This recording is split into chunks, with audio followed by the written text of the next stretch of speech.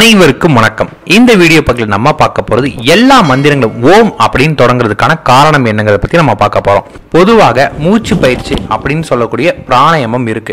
பிராணாயாமங்கிறது மூச்சை இழுக்கிறது, மூச்சை அடக்கிறது, மூச்சை வெளியேறது, இவ்வளவுதான். ஆனா எந்த அளவுக்கு மூச்சை இழுக்கணும், எவ்வளவு நம்ம மூச்சை அடக்கணும், எவ்வளவு மூச்சை வெளியிடணும் இப்படிங்கிற ஒரு குறிப்பு இருக்குது. அதற்கு தகுந்தால் போல நம்ம பண்ணும்போது மட்டும்தான் அதற்கான பலன் கிடைக்கும். அதே போலதான் மந்திரங்களை நம்ம சும்மா கடன்னு படிக்கிறனாலேயோ இதை மனப்பாடம் பண்ணி சொல்றனாலயோ இல்ல மாய மூடிக்கிட்டு சொல்றனால மந்திரம் சக்தி பெறாது.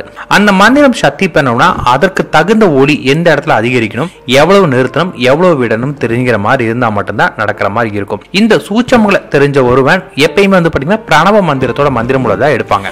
ஏன் பிரணவ மந்திரத்தோட மந்திரம்னா, பிரணவங்கிறது இந்த உலகம் தோன்றினப்ப உருவான ஒரு சத்தம், அதாவது பிரபஞ்சத்தோட சத்தம், அதுதான் இந்த ஓம் சத்தம். அதனால தான் எந்த ஒரு மந்திரங்களுமே ஓம்ங்கிற பிரணவத்துல ஆரம்பிக்கிற மாதிரி இருக்கும். அதே போல ஓம் அப்படிங்கிற மந்திரம் குருவோட உபதேசம் இல்லாமல் நம்ம ஜெபிக்கக்கூடிய மந்திரம். பிரணவ மந்திரம் மற்றும் நம சிவாய, சிவாய நம, இது போன்ற பஞ்சாட்சர மந்திரங்களும் நம்ம குரு இல்லாமல் ஜெபிக்கலாம். இது போல நம்ம ஜெபிச்சா மட்டும்தான் நம்மளால முத்தி அடைகிற மாதிரி இருக்கும்.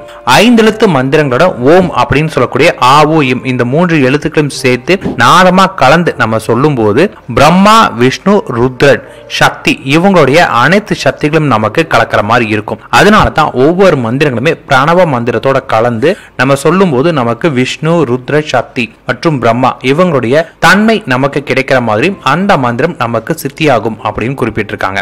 எப்படி தெய்வங்கள் படைத்தல், காத்தல், அழித்தல், மறைத்தல், அருளுதல் அப்படின்னு 5 தொழில்கள் செய்கிறாங்களோ அதே போலதான் இந்த உலக இயக்கங்களும் ஓம்ங்கிற மந்திரத்துக்குள்ள அடங்குற மாதிரி இருக்கும். அதை நம்ம புரிஞ்சுக்கிட்டு ஓம் அப்படிங்கிற மந்திரத்தை சேர்த்து நம்ம மந்திரமா ஜெபிக்கும் போது குரு உபதேசம் இல்லாமல் நம்ம ஜெபிச்சாலும் அந்த மந்திரம் நமக்கு சித்தியாகிற மாதிரி இருக்கும்.